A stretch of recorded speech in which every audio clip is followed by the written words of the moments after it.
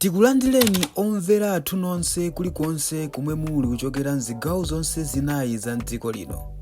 Dziwani kuti ifa Dreams Media timakunyadirani kwambiri chifukwa munapanga chisankho chotsatira ife kuti tizikupatsirani zonse zomwe zikuchitika mdziko muno. Tikabwereranso makamaka padzana tonse tikudziwa bwino kuti kumeneku kulilongwe kwakhala kukuchitika makamaka zitopotopo zosiyanasiyana. Anyamata Azikwanje aja adali akunkerankera akuchulukirabe ndithu kupatula amene wawa amene amagwiritsidwa ntchito nthawi ya ndale awawa Azikwanje amene milandu yawo ilipo yankhaninkhani ndipo asidathe tingodikiranso kuti tione kuti kukhoti kuyenda zotani kuti tibwerese tonse pamodzi tikudziwanso kuti enaso adagwidwa amene amachita chomapanga atake anthu makamaka kuyuza njinga kumenya munthu kumutu kulanda foni zimeneziso zimachitika kumene kulilongwe. Ngati sakupanga zimenezo amachita chokhala malo amodzi amene amatchera makamaka anthu amene azidusa ma ATM ndikuachita chipongwe ndikualanda zinthu zimene ali nazo and then kuthawa momwe Apolice adakwanisa kuagwira anthu amene wawa.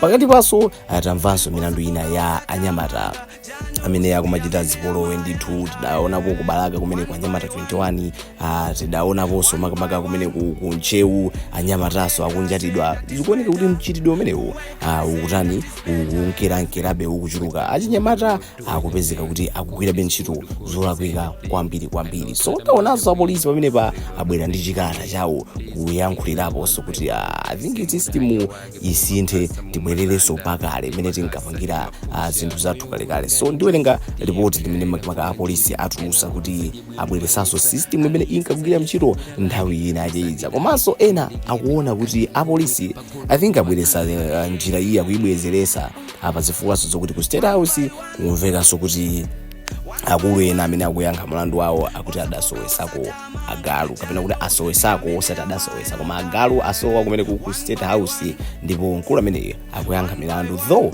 akukana kuti inetu koma sizikundikhuza ndipo pa mlandu omwe uso tikumvanso kuti uli connected ndi anthu ena aso makamaka odziwika bwino amene sitikuyenera tatchule pakadali pano kamba kuti ndi mphekesera. So mphekesera yomweyi titakupezeka kuti feso takwenedwa mashati koma mkani yaketu ikuyenda motero. Ndi Apolice ataona kuti Anyamata Azikwanje komanso mchitidwe wokhapa nawo mchitidwe wobera nawo ukuchulukira panopo pa Malawi achinyamata angoti yavi ndikumapanga makhalidwe osakhala bwino. Adaganiza zotani tulusa chiripoti chawo chosindika kuti akuyenera abwerereso pachani pa ma services awo amene amapanga nthawi ina yake. Ndi ndiwerenga ripoti la mchengerezi and then ndiwerenganso la chichewa ndimuona nokha kuti ino makonda liti mchichewa kapena mchengerezi nditakhale pomwepo kuti mumve ndikuwerenga zabwinobwino and then timafunanso kuti pamodzi pano pamuzika ma comment anu maganizo anu tizimva kuti inuyo mukuonapo chani kapena mwatolapo chani pa mkhani imene ndipo timanenanso kuti ngati muli alendo kungopanga subscribe ndi kuti mapanga chisankho choyenera kuti nkhani zonse kuchoka pamodzi pano zisamakuponyeni. Koma ngati muli nkhalakale simudapange tangopangani kapena ngati muli nkhalakale koma mudapanga ndi osamayiwalani kupanga like ndi comment.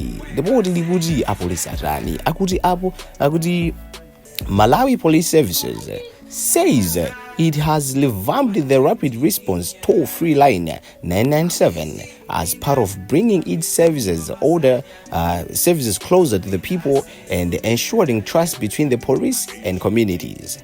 The National Police Deputy Spokesperson Alfred Chimtele made the remarks at the Central Region Training Center in Lilongwe during the training of police officers in rapid response management. Chintele stressed that the rapid response 997 stopped some decades ago due to some of the challenges. He said he believes that the reintroduction of the initiative will help reduce crime rates in the country.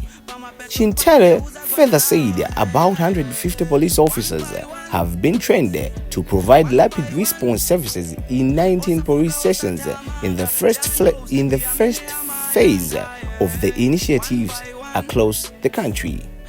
One of the participants, Constable Ethel Mbinde from Lumba's police station, held the training, saying it will enable police officers to effectively deliver their services to the people. imeneyo tu ripoti la mchengerezi. Ndisachedwe ndiwerengeso la mchichewa kuti unduna wa apolisi ku Malawi wanena kuti wayambiranso ntchito ya rapid response kuzera pa nambala yaulere ya 997 monga gawo loyambisa ntchito zake kwa anthu komanso kulimbikisa chidaliro pakati pa apolisi ndi anthu amdera. Mtolankhani wa apolisi pa dziko lonse Alfred Chintele wanena izi ku Central Region Training Center ku Lilongwe pa nthawi ya maphunziro a apolisi okhuza kasamalidwe ka rapid response. Chintele anasindika kuti ntchito ya rapid response 997 inasiya zaka zambiri zapitazo chifukwa cha mavuto osiyanasiyana. Iye anati akukhulupirira kuti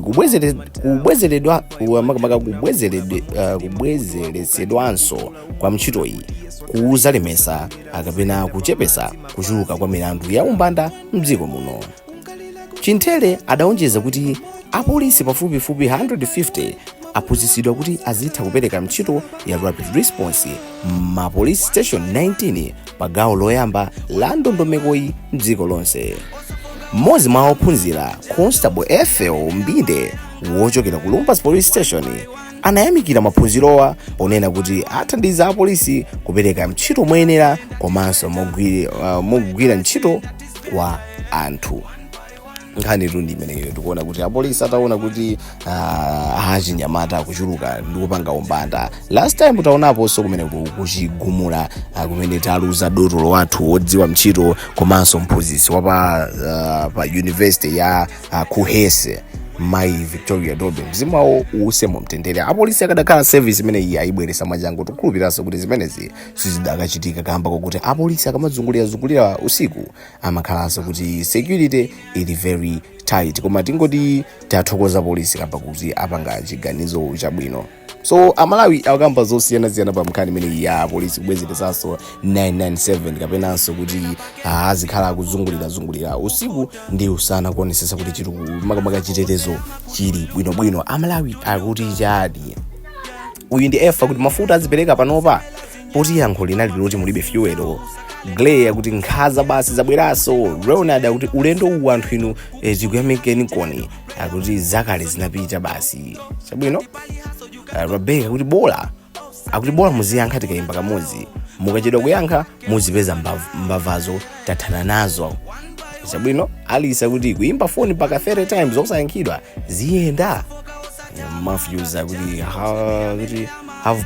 have you purchased the new vehicles nanga what about fuel akuti mwagula magalimoto ena nanga mafuta zizikala bwanji. Lafa akuti train more please akuti kuisana ambiri chonde. Nkhani tu ndipene yokuti apolisi akubwezeresanso tingoti avakapo in short kapenanso abwezeresanso akuti abwezeresa 997 imene mukayimba ku polisi kuti kunoti usiku libwino apolisi azikhala kufika pamalopo. Taikani maganizo anu timve kuti maganizo anu ndi otani pa mkhani imeneyi ndipo ndimanenanso kuti mukafika mwapeto osamaiwala panga like, share komanso subscribe ti komanenso nthawi ina.